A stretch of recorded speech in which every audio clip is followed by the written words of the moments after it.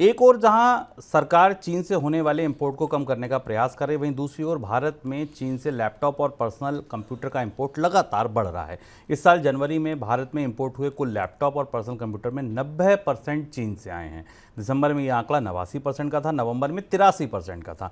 Sir, पहला सवाल यही कि चीन से ये आयात रुक क्यों नहीं रहा है? पिछले साल का आपको वाकया याद है जब सरकार ने अचानक भारत से में लैपटॉप इंपोर्ट और हार्डवेयर इंपोर्ट के ऊपर सख्ती की थी, एक किस्म का लाइसेंस परमिट राज लगाया था और उसके बाद फिर उसका विरोध हुआ, अमेरिका ने भी विरोध किया और उसके बाद उसे वापस लिया गया। तब भी हमने आपको विस्तार से बताया था कि निशाना चीन की तरफ था। भारत सरकार ने पीएलआई लाने के बाद, भारत में हार्डवेयर के उत्पादन के लिए बजट से सहायता देने के बाद भी ये स्थिति नहीं बन पाई भारत में कि भारत हार्डवेयर और लैपटॉप कंप्यूटर में थोड़ा भी आत्मनिर्भर हो सके।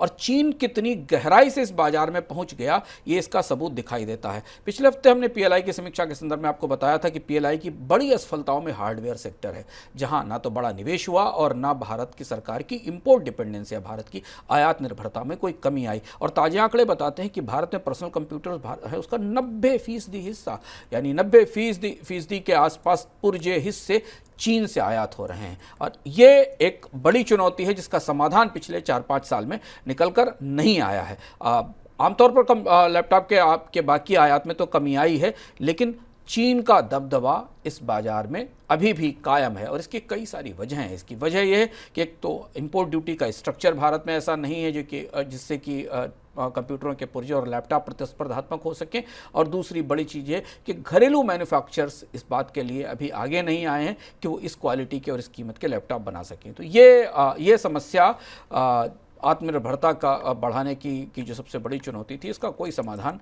नहीं मिला है, ये आंकड़े में बता रहे हैं। सर, इसका पीएलआई पर भी कुछ असर दिखेगा फिर? अब पीएलआई के ऊपर असर दिखेगा, क्योंकि पीएलआई स्कीम में जो बदलाव हुए थे, जो प्रोत्साहन दिए गए थे, उसमें हार्डवेयर सेक्टर को सबसे आगे रखा गया था और वहां हमें कोई असर नहीं दिखाई दिया। तो पीएलआई स्कीम में की समीक्षा शुरू हो चुकी है, उसके नतीजे सामने आ चुके हैं। जब नई सरकार सामने आएगी तो हमें देखना होगा कि क्या सरकार कुछ और नया कर पाएगी, क्योंकि अधिकतम स्तर की प्रोत्साहन बजट से पैसा तक देने की बात हुई। कही गई कि अगर कंपनियां भारत में आकर हार्डवेयर लैपटॉप कंप्यूटर बनाती हैं तो उन्हें प्रोत्साहन दिया जाएगा।